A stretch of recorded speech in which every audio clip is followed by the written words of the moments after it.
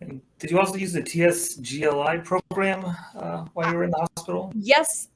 So I didn't use it when I was in the hospital. When I was getting out of the military, because when I was in the hospital, they're like, oh, no problem. You can stay in, just focus on getting back together, or, getting yourself back together. So I didn't think I was going to get kicked out. That was my first initial concern. And they kind of smoothed all my worries away. And then at my PHA that was done in like 2 months before my year mark, they're like, listen, you're gonna have to get off a profile or get out. And so for me, I didn't want to get out of the military, but physically I was standing in formation with tears running down my eyes because of the pressure that it was putting on my pelvis and my legs. And I knew in that moment I couldn't do it.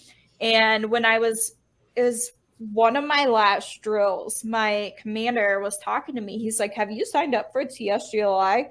And I'm like, no, what is it? What's And that? he's like, Right. yeah, I'm like, I've never heard of this. And I see it so much where veterans don't have any idea. I didn't know.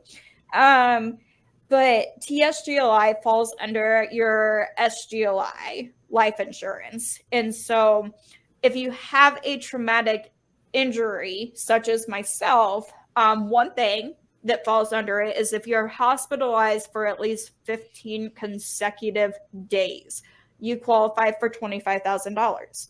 If you have a loss of limb, then you qualify for $25,000. If you ADL loss, for me, proving my activities of daily living was a lot harder than I was anticipating, because I just figured, hey, I'm in a wheelchair. You're going to give me the money, because I was, ADL losses, activities of daily living, and they, after getting my doctors to sign and appealing it, then they gave me, and I want to say it was probably 4 or 5 months later that I actually got that money, and it kind of came out of the blue. Now that's just money in your pocket, or that goes towards medical bills? How does that work? Yes, it's money in your pocket. If you need to use them for medical bills, you can use them for medical bills. I personally used mine to just kind of spend the next year to 2 years just regaining my strength and figuring out my body, like, because Well, sure, there's got to be like a million costs associated with that, right? From living situation. Yeah, absolutely. And for me, I was unlucky. I didn't, you hear these stories and you're like, oh, you must have got a whole bunch of money, right? Insurances.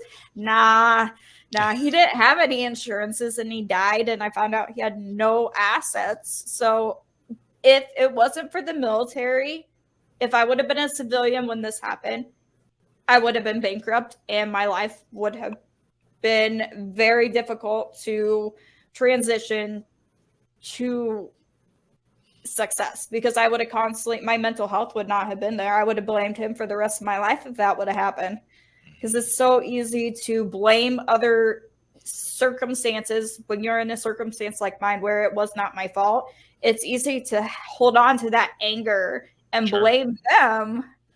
But it took me getting through college, multiple years, and setting goals. I can't tell people how important goal setting is. And once you start achieving those small goals, how you feel inside afterwards, it's such a boost of motivation.